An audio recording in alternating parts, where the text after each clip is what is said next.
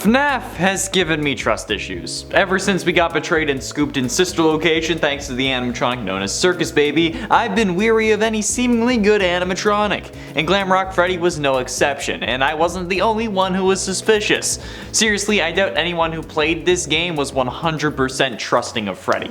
We all thought that we would get betrayed at some point, but we didn't. We escaped the underground pizzeria and in the true ending ended up seemingly stopping Afton for good. But the question is, did we really? And is Freddy really our father figure, or is he our evil stepmother? That's what we're exploring today. Let's do it. Firstly, we have to establish whether this would be something new, or if it would have been this way since the start. And there are a few indicators that might surprise you. In my latest playthrough, the Security Breach But It's Ruined by Mods video that released on Saturday, April 2nd on this channel, I made a note to point out that Freddy doesn't really seem to care when you get locked inside the pizzaplex. He also seemed to care more about the fact that you got a crappy Mr. Hippo magnet as your free gift, and sounds more disappointed about that than the whole locked in and might get killed by a serial killer thing. Which begs the question, is he really all that disappointed? Obviously, if he was blatantly evil, he would have just turned us over to Vanessa, but if he was really crafty, he would gain our trust first. After all, he should have Glitch Trap's code inside him, right?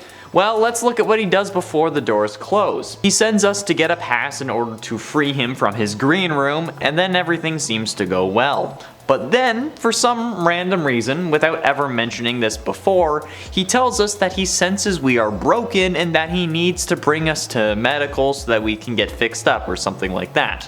Whether this was meant to be a nod to Crying Child or not doesn't matter in this case, okay? The point here is that it doesn't actually do anything. We get our run-in with Vanessa, that later gets turned into a TikTok meme, but other than that, we stay the same.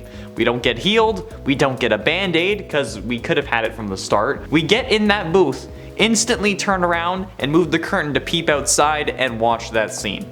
After that, Freddy doesn't mention how we're still broken, and I don't know about you, but me standing in a booth isn't really gonna heal me, okay? It seems odd if you ask me, especially since now with that little pit stop, even if you go full steam ahead making no stops, sprinting the whole time, you can't make it out of the doors. That one little interaction is the 30 seconds that we needed in order to escape out the front doors, but thanks to Freddy, now we don't make it. And you can't use his programming as an excuse for this either, because if we want to use programming as evidence, this man was supposed to be controlled by Afton's virus, and the glitching out should have messed him up. Plus, his coding isn't designed to scan children that are literally inside his body. If he picked up on the injury when Gregory was outside of his stomach for the first time and he was scanning us, why not take him to medical instantly, or as soon as you got out of the green room? And again, why make it seem like your coding is letting you scan a kid that's inside you when nobody should be in there? Unless that's the point. What if Afton's virus did grab a hold of Freddy and just made everything seem like it was fine? Having an animatronic protect you and gaining the kid's trust is a lot better than just nabbing him out of nowhere. Plus, I mean, there would have been plenty of times this kid could have been gotten, particularly when Freddy gets grabbed by the Moondrop animatronic right outside of Parts and Service. You're telling me that Moondrop, the daycare attendant, told Vanessa that Freddy was in the Parts and Service room, but didn't mention that we were in the recharge station right next to Parts and Service? I mean, he knew, like he waved at us while taking Freddy away. But Vanessa knows that just grabbing Gregory won't accomplish Afton's true goal. So instead, what do? They stage a fake interrogation where Freddy once again looks like the good guy, and then she leaves through the most inconvenient way for her possible. Why would she leave to Rockstar Row when she could easily come our way and then head to the main atrium? That's where Gregory was.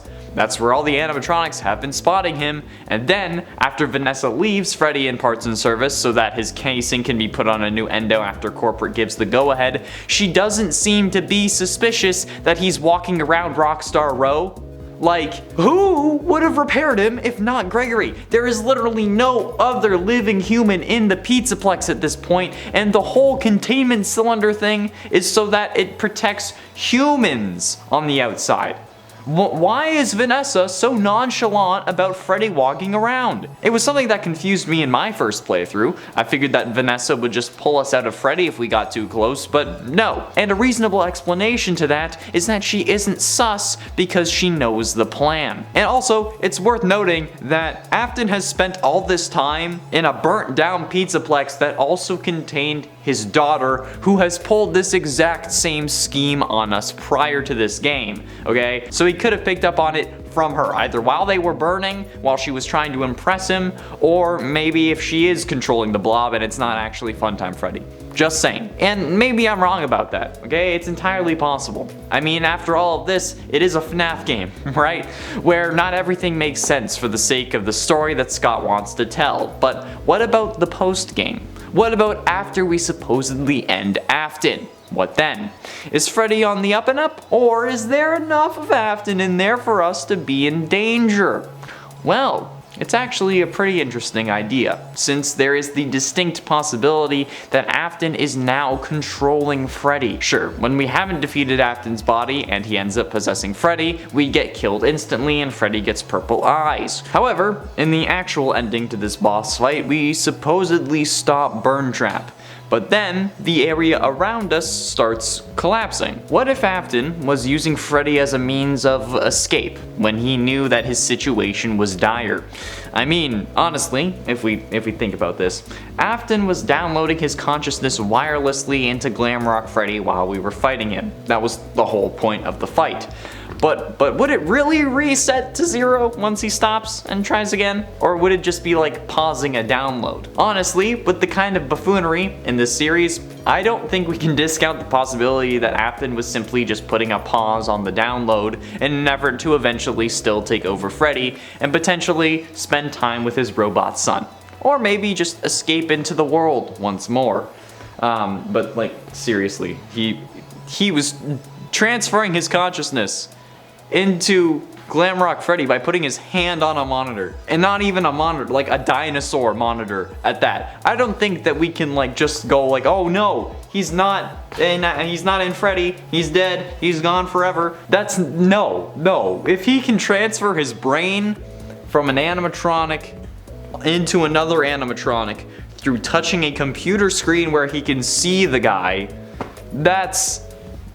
No. If you think that Afton's done, you have not been paying attention to this series at all. And if you think that Glamrock Freddy is safe, again, you don't know the series in the slightest. I hate that I was right about Freddy, because eventually it's gonna be revealed that he's evil. I know it. There we have it, friends. Is Glamrock Freddy secretly evil? Possibly, but it all depends on whoever takes over next. I don't know which way they'll go, but like at least now there's yet another avenue for them to explore if they so choose. Was that like 25 now? What do you think? Who am I kidding? I'm sure you all hate this idea, but nevertheless, it was fun to think about. What security breach theories, popular or not, do you have? Be sure you let me know on my Instagram, because that's the easiest way to let me know. And if it's fun, I might just make a video about it and give you a shout out. Thank you all so much for watching. I have been and shall remain Connor Monroe, and I'll see you in another video.